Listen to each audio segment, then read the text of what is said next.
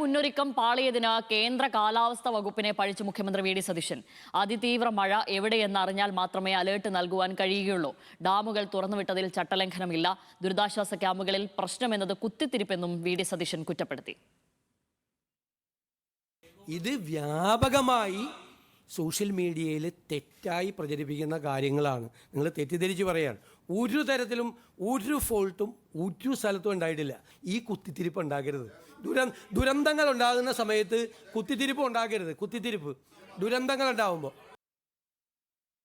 പ്രളയക്കെടുതിക്കിടെ വിരുന്ന് സത്കാരത്തിൽ പങ്കെടുത്തതിൽ മാധ്യമങ്ങളോട് രോഷം കൊണ്ട് മുഖ്യമന്ത്രി. മാധ്യമങ്ങളുടേത് ഹീനമായ അപവാദ പ്രചാരണം. തനിക്ക് ഭക്ഷണം കഴിക്കാൻ പാടില്ലേ? 2018 പിണറായി വിജയൻ പട്ടിണി കിടക്കുകയായിരുന്നു എന്നും സതീശൻ ചോദിച്ചു. എനിക്കറിയില്ലായിരുന്നു 2018-ലും 2019-ലും ദുരന്തം ഉണ്ടായിരുന്നപ്പോൾ അന്നത്തെ മുഖ്യമന്ത്രി നിരാഹാരമാണ് ഇരുന്നതെന്ന് എനിക്ക് അറിയില്ലായിരുന്നു. ഞാനൊന്ന് ഭക്ഷണം കഴിച്ചു പോയി. ഞാൻ ഭക്ഷണം കഴിക്കാൻ പാടില്ലേ? 3 മണിക്കാണ് ഞാൻ ഭക്ഷണം കഴിക്കുന്നത്. എന്ത് തെറ്റാണ്! എന്തൊരു അപവാദ പ്രചരണം! എന്തൊരു ഹീനമായ അപവാദ പ്രചരണമാണ് നടക്കുന്നത്. ഭക്ഷണം കഴിച്ചെന്ന് അല്ലത് ഭക്ഷണം കഴിച്ചു തെറ്റുപറ്റിപ്പോയി. ഇനി മുതൽ ഭക്ഷണം കഴിക്കാതിരിക്കും. ഭാര്യ പിതാവിനെ കാണാൻ ഹെലികോപ്റ്റർ ഉപയോഗിച്ചെന്ന വിമർശനം വി ഡി സതീശൻ തള്ളി. പോയത് നിക്ഷേപകനെ കാണാനാണ്. പക്ഷേ കണ്ട നിക്ഷേപകന്റെ പേര് പറയാൻ സതീശൻ കൂട്ടാക്കിയില്ല. ഞാൻ പോയത് ഒരു ഇൻവെസ്റ്റ്മെൻറ്റ് ഗ്രൂപ്പ് കൊച്ചിയിലുണ്ടായിരുന്നു കാണാൻ വേണ്ടിയിട്ട്. അവർ രാത്രി ഡിന്നർ മീറ്റിങ്ങിന് കാണാമെന്നാണ് പറഞ്ഞത്. അവർ തമിഴ്നാട് മുഖ്യമന്ത്രിയായിട്ട് കണ്ടതിന് ശേഷമാണ് കൊച്ചിയിൽ വന്നത്. ഞാൻ വന്ദേ ഭാരതിന് ബുക്ക് ചെയ്തിരുന്നു പോകാൻ. രാത്രി അവിടെ എത്തി അവരോട് സംസാരിക്കാൻ. അപ്പോൾ അവർക്ക് അത്യാവശ്യമായി സൺഡേക്ക് ഡൽഹിയിലേക്ക് തിരിച്ചു പോകണം എന്ന് പറഞ്ഞു. അവരെ അറിയിച്ച് അപ്പോൾ അതിനു മുമ്പ് അവരെ കാണണം. കാരണം തമിഴ്നാട് കൂടി അതിൽ ശ്രമിക്കുകയാണ് ആ ഇൻവെസ്റ്റ്മെൻറ്റിന് വേണ്ടിയിട്ട്. അവരെ തമിഴ്നാട് മുഖ്യമന്ത്രി കണ്ടിട്ടും ഞാൻ കാണാതെ പോയാൽ അതൊരു ബുദ്ധിമുട്ടാവുന്നത്, പിന്നീട് ഒരു ആക്ഷേപവും.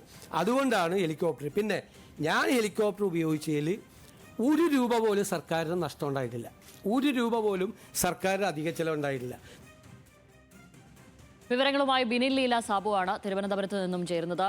ബിനിൽ, ഒരു കേരളം സമാനതകളില്ലാത്തതും ആയ ഒരു ദുരിതകാലത്തിലൂടെ കടന്നു പോവുകയാണ്. സമീപകാലത്തൊന്നും ഇങ്ങനെ ഉണ്ടായിട്ടില്ല. ആ ഘട്ടങ്ങളിൽ നമുക്ക് സർക്കാരുമായി ബന്ധപ്പെട്ടൊക്കെ പല ചോദ്യങ്ങളും മുന്നിലുണ്ടായിരുന്നു. അതിനൊക്കെയാണ് അദ്ദേഹം ഇപ്പോൾ മറുപടി നൽകിയിരിക്കുന്നത്. എല്ലാം പെർഫെക്റ്റ് ഓക്കെ അല്ലേ? എന്തായിരുന്നു നമ്മൾ ഈ 2-3 ദിവസമായി അപ്പോൾ മാധ്യമങ്ങളിലൂടെ കൊടുത്തിരിക്കുന്നത്? ഇത്തരം അപവാദ പ്രചാരണങ്ങൾ നടത്താൻ പാടുണ്ടോ എന്നാണല്ലോ മുഖ്യമന്ത്രി പറഞ്ഞിരിക്കുന്നത്. ശ്യാമിലി, ഒരു തെറ്റും എൻ്റെ ഭാഗത്ത് നിന്ന് ഉണ്ടായിട്ടില്ല എന്ന ഒരു മറുപടിയാണ് ആകത്തുകയായി നമുക്ക് ഈ വാർത്താ സമ്മേളനത്തിൽ നിന്ന് വായിച്ചെടുക്കാൻ കഴിയുക. അതിൽ ഏറ്റവും പ്രധാനപ്പെട്ടത് ഈ പ്രളയ സമാനമായ ദുരന്തമാണ് സംസ്ഥാനത്ത് പല ജില്ലകളിലും ഉണ്ടായത്. ഒരുപാട് പേരെ സംസ്ഥാനത്തിന് നഷ്ടപ്പെട്ടു.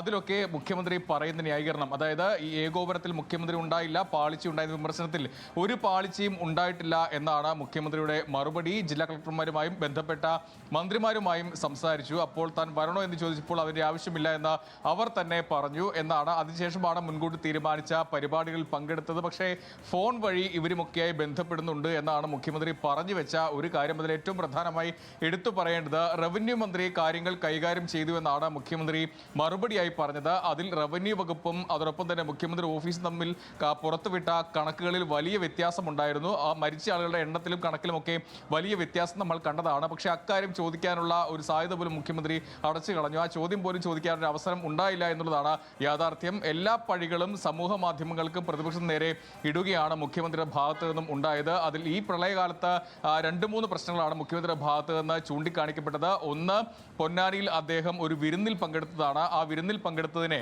പ്രതിപക്ഷത്തെയും സമൂഹ മാധ്യമങ്ങളെയും ആ വിമർശനങ്ങളെല്ലാം ആകെ പരിഹസിച്ചുകൊണ്ടായിരുന്നു മുഖ്യമന്ത്രിയുടെ ഒരു പ്രതികരണം ഉണ്ടായത്. താൻ ഏറെ വൈകിയാണ്, 3 മണിക്കാണ് ഭക്ഷണം കഴിച്ചത്, തനിക്ക് ഭക്ഷണം കഴിക്കാൻ പാടില്ലേ, 3 മണിക്കാണ് കഴിച്ചത്, ഹീനമായ അപവാദ പ്രചരണം എന്നാണ് ആ വിമർശനത്തെ അദ്ദേഹം പറയുന്നത്. മാത്രമല്ല, മുൻ സർക്കാരിനെ വലിയൊരു വിമർശനം, ഒരു പരിഹാസ രൂപേണ ഒരു വിമർശനവും മുഖ്യമന്ത്രിയുടെ ഭാഗത്ത് നിന്ന് ഉണ്ടായിട്ടുണ്ട്. 2018 ആ പ്രളയകാലത്ത് മുൻ മുഖ്യമന്ത്രിയൊക്കെ നിരാഹാരമായിരുന്നു എന്ന് അറിഞ്ഞിരുന്നില്ല, ഇനിയിപ്പോൾ താൻ ഭക്ഷണം കഴിക്കുന്നില്ല എന്ന പരിഹാസ രൂപേണയുള്ള മറുപടിയാണ് അദ്ദേഹം നടത്തിയത്. ആ വിമർശനത്തിൽ കാര്യക്ഷമമായ ഒരു പ്രതികരണം അല്ലെങ്കിൽ ഒരു കാമ്പുള്ളൊരു പ്രതികരണം അദ്ദേഹത്തിന്റെ ഭാഗത്തു നിന്നും ഉണ്ടായില്ല. മറ്റൊന്ന്, ഹെലികോപ്റ്റർ നടത്തിയ യാത്രയാണ്. ഭാര്യ പിതാവിനെ കാണാൻ വേണ്ടി അദ്ദേഹം ഹെലികോപ്റ്ററിൽ യാത്ര ചെയ്തു എന്നുള്ളതായിരുന്നു പുറത്തു വന്ന വാർത്തകളും വിമർശനങ്ങളും പ്രതിപക്ഷമൊക്കെ ആ വിമർശനം ഉന്നയിച്ചതാണ്. പക്ഷേ അദ്ദേഹം അത് പൂർണ്ണമായും തള്ളുകയാണ് ചെയ്തത്. കൊച്ചിയിൽ ഒരു നിക്ഷേപക ഗ്രൂപ്പ് ഉണ്ടായിരുന്നു. അവരെ കാണുന്നതിന് വേണ്ടിയാണ് തിടുക്കത്തിൽ അവിടേക്ക് പോയത്. തമിഴ്നാടുമായി അവർ കൂടിക്കാഴ്ച നടത്തി. പിന്നീട് താൻ കൂടി കണ്ടില്ലെങ്കിൽ ആ നിക്ഷേപം അവിടേക്ക് പോയാലോ എന്ന് കരുതിയാണ്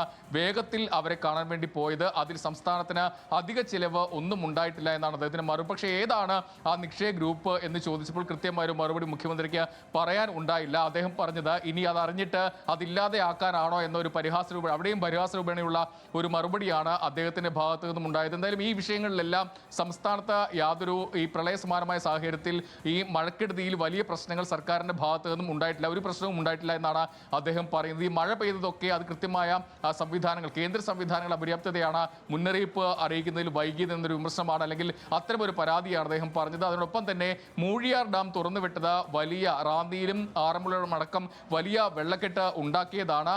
അത് ചൂണ്ടിക്കാണിച്ചപ്പോൾ അദ്ദേഹം പറഞ്ഞത് സംസ്ഥാനത്തെ മറ്റ് ഡാമുകളുടെ ജലനിരപ്പാണ്. ഇപ്പോൾ അതിൽ റെഡ് അലർട്ട് ആണല്ലോ എന്ന് ചോദിച്ചപ്പോൾ അതിന് പോലും കൃത്യമായ മറുപടിയില്ല. അദ്ദേഹം പറയുന്നത് ജലനിരപ്പ് പല ഡാമുകളിലും വളരെ കുറവാണ്, പ്രശ്നമുള്ളത് മൂഴിയാർ അടക്കമുള്ള ഡാമുകളാണ്. പക്ഷേ അവിടെയൊക്കെ കൃത്യമായി കാര്യങ്ങൾ കൈകാര്യം ചെയ്താണ് മുന്നോട്ട് പോയത് എന്നാണ് ഈ വിമർശനങ്ങളെ ആകെ അദ്ദേഹം പറയുന്നത്. അതോടൊപ്പം ഈ പ്രളയത്തിന് മുമ്പ്, ഇതിന് മഴക്കെടുതിക്ക് മുമ്പുണ്ടായ PM ശ്രീയിലും അവിടെ UDF യോഗം ചേർന്നപ്പോൾ അത് നടപ്പിലാക്കാൻ തീരുമാനിച്ചു എന്ന് നേരത്തെ അടൂർ പ്രകാശ് UDF കൺവീനർ പറഞ്ഞതാണ്. അത് പിന്നീട് തിരുത്തുകയും ചെയ്തു. അക്കാര്യം ചൂണ്ടിക്കാണിച്ചപ്പോൾ മുഖ്യമന്ത്രി പറഞ്ഞ ഒരു കാര്യം, അവിടെ ഒരു ഉപസമിതിയുടെ യോഗം അവർ തുടരുന്നതേ ഉള്ളൂ, മാത്രമല്ല ഇതിൽ നിന്ന് പിന്മാറാൻ കഴിയും, PM ശ്രീയിൽ നിന്ന് സംസ്ഥാനത്തിന് വേണമെങ്കിൽ പിന്മാറാൻ കഴിയുമെന്ന് നേരത്തെ കേന്ദ്രം പാർലമെന്റിൽ വ്യക്തമാക്കിയതാണ്. അക്കാര്യം ചൂണ്ടിക്കാണിച്ചപ്പോൾ മുഖ്യമന്ത്രി പറഞ്ഞത് അങ്ങനെയെങ്കിൽ കഴിഞ്ഞ സർക്കാർ എന്തുകൊണ്ട് അവിടെ പിന്മാറിയില്ല, അവർക്ക് പിന്മാറാമായിരുന്നല്ലോ. അപ്പോഴും ഈ മഴക്കെടുതിയുള്ള സമയത്തും പ്രതിപക്ഷ നേതാവ് വാർത്താ സമ്മേളനം വിളിച്ചപ്പോൾ അവിടെ വന്നിരുന്ന രാഷ്ട്രീയമായി എതിർക്കുകയാണ്, ആരോപണങ്ങൾ ഉന്നയിക്കുകയാണ് ചെയ്തത്. ആ ആരോപണം ഉന്നയിച്ച പ്രതിപക്ഷ നേതാവിന് ആ സമയത്ത് ഇതിൽ നിന്നും ആ സർക്കാർ പിന്മാറുന്നതിന് കാരണം പറയാമായിരുന്നല്ലോ എന്നാണ് പറഞ്ഞത്. അതോടൊപ്പം തന്നെ പത്തനംതിട്ടയിൽ നിന്നും ഒരു വിമർശനം, ഒരു വയോധികയുടെ വിമർശനം വന്നത് നമ്മൾ കണ്ടതാണ്. ഇവിടെ മുൻ സർക്കാരിൻ്റെ കാലത്ത് സൗകര്യം ഉണ്ടായിരുന്നു, ഈ സർക്കാരിൻ്റെ കാലത്ത് ക്യാമ്പുകളിൽ സൗകര്യങ്ങളില്ല എന്നുള്ള ഒരു പ്രതികരണം നമ്മൾ കണ്ടതാണ്. അതിനെ ന്യായീകരിച്ച്, അല്ലെങ്കിൽ ആ പ്രതികരണം നടത്തിയത് ആ രീതിയിലല്ല എന്ന് ആ സ്ത്രീ വയോധിക പറയുകയും ചെയ്തതാണ്.